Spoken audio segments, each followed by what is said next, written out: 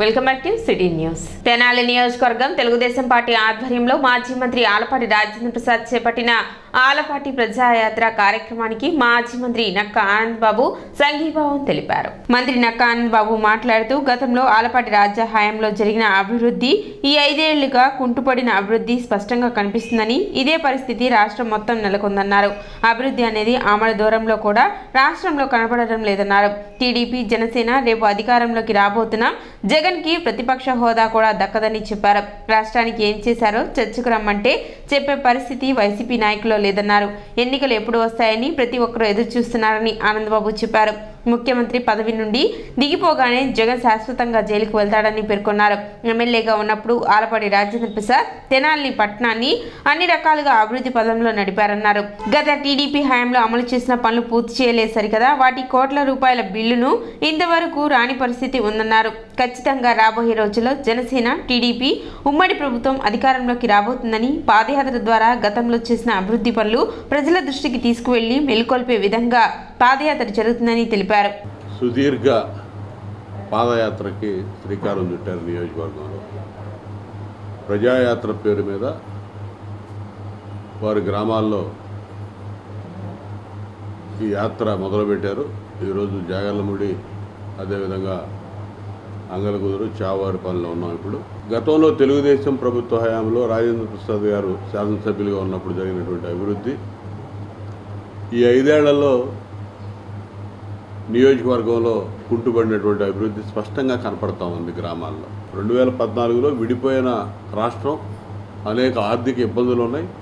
అయినా కూడా ఎక్కడ కూడా సంక్షేమంతో పాటు అభివృద్ధిని మరవకుండా గతంలో స్వాతంత్రం వచ్చిన తర్వాత ఎప్పుడు జరిగినటువంటి అభివృద్ధి స్పష్టంగా 2014 నుంచి 19 వరకు చంద్రబాబు నాయుడు గారి పరిపాలనలో చూసాం. 5600 కిలోమీటర్లు సీసీ రోడ్లు ఒక్క గ్రామాల్లో కానీ పట్టణాల్లో కూడా ఉన్నటువంటి దళిత వాడల్లోనే నిర్మాణం చేశాం. ఈ 5 ఏళ్లలో 4 సంవత్సరాలు 8 నెలలు అయింది జగన్మోహన్ రెడ్డి అధికారంలోకి వచ్చి. 1 కిలోమీటర్ వేసాడని చెప్పగలరా? రేపు అధికారంలోకి తెలుగుదేశం పార్టీ జనసేన పార్టీ కలయికతో అధికారంలోకి 100% రాబోతా ఉన్నాం. జగన్మోహన్ రెడ్డికి ప్రతిపక్ష హోదా కూడా దక్కేటటువంటి పరిస్థితులు లేవు. ఇవాళ జగన్మోహన్ రెడ్డి పులివెందుల్లో కూడా గెలిచే పరిస్థితులు లేవు, స్పష్టంగా అర్థమవుతా ఉంది. ఇవాళ ఆంధ్రప్రదేశ్ ఆంధ్రప్రదేశ్గా తయారైంది. అంగన్వాడీలు సుదీర్ఘకాలంగా వాళ్ళు నిరసన కార్యక్రమాలు చేస్తూ ఉన్నారు, ఆందోళన చేస్తూ ఉన్నారు. వాళ్ళ మీద ఎస్మా పెట్టి వాళ్ళ ఉద్యోగాలు తీసేస్తున్నారు. ఇవాళ మున్సిపల్ కార్మికులు, పారిశుద్ధ్య కార్మికులు రోడ్లు ఎక్కారు. అదేవిధంగా ఆశా వర్కర్లు రోడ్డు ఎక్కారు. రేపో మాపో 108, 104 ఉద్యోగస్తులు కూడా రోడ్ల మీదకి రాబోతూ ఉన్నారు. ప్రతి ఒక్కరు వాలంటీర్లు రోడ్ల మీదకి వచ్చినటువంటి పరిస్థితి. ఇవాళ అంగన్వాడీలు ఆల్రెడీ రోడ్ల మీద ఉన్నారు, వాళ్ళు ఉద్యోగాలు తీసేస్తాం అంటున్నాడు. అసలు ఈ ప్రభుత్వానికి పరిపాలన చేతగాని ముఖ్యమంత్రి ఎవడన్నా ఉన్నాడంటే జగన్మోహన్ రెడ్డి. ఇవాళ ప్రజలందరూ ఎవరైతే ఓట్లేసి గెలిపించారో వాళ్ళందరూ ఎదురు చూస్తూ ఉన్నారు. ఖచ్చితంగా ఇంక మొత్తం 3 నెలలు కూడా లేదు నిండా తరివి కొట్టడానికి సిద్ధంగా ఉన్నారు. ఇక జనరల్గా ఏంటంటే అధికారం పోతే ముఖ్యమంత్రి పదవిని అడ్డం పెట్టుకొని అతని మీద ఉన్నటువంటి అవినీతి కేసులు విచారణ నుంచి తప్పించుకుంటా ఉన్నాడు. దానికోసమే ఆ ముఖ్యమంత్రి పదవి ఉపయోగపడతా ఉంది. శాంక్షన్ ఇచ్చి టెండర్ పిలిచి పని జరుగుతూ ఉంది. 15 లక్షలు ఒక బిల్లు వచ్చింది మా హయాంలోనే. తర్వాత ప్రభుత్వం మారింది, మిగిలిన డబ్బులు రావాలి కదా. పనికి మళ్ళీ ఇక్కడ ఒకటే కదా, ఉదాహరణ ఇక్కడ చేవారిపాలని చూపిస్తూ ఉన్నా. రాష్ట్ర వ్యాప్తంగా ఇదే పరిస్థితి, మా వేమూరు నియోజకవర్గం మొత్తం ఇదే పరిస్థితి. కోట్ల రూపాయల నిధులు శాంక్షన్ చేసి మధ్యలో వృధాగా 90% పనులన్నీ కూడా క్యాన్సిల్ చేసేసారు.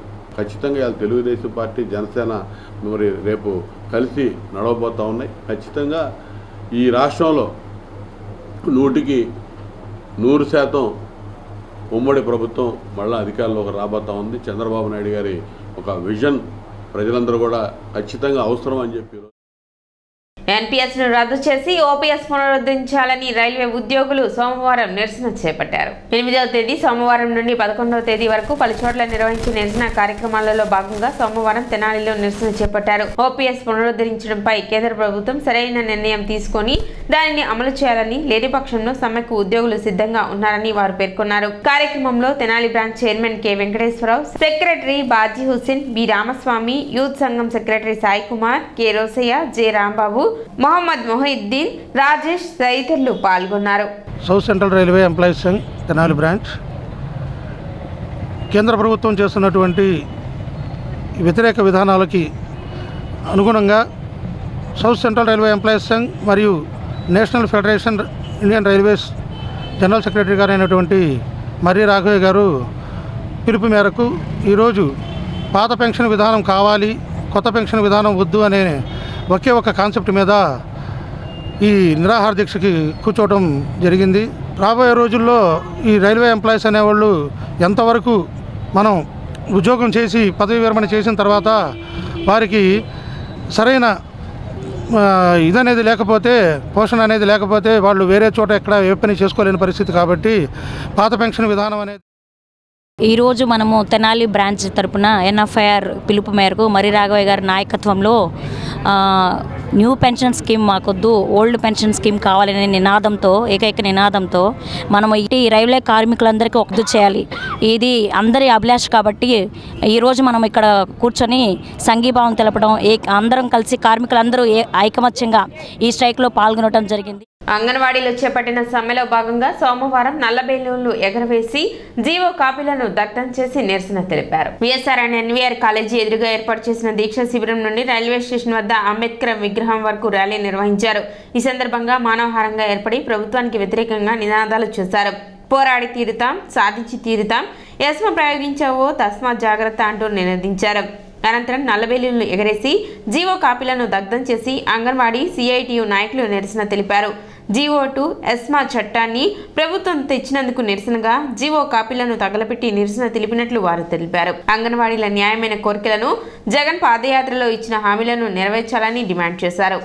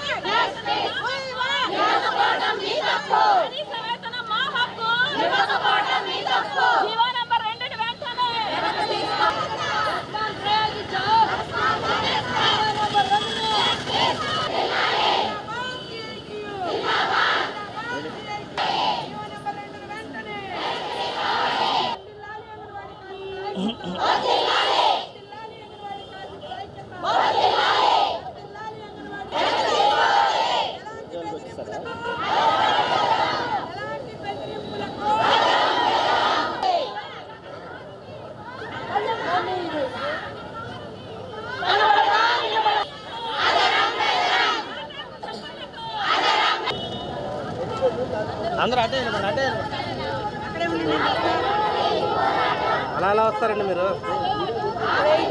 చేతి మీద కూర్చో.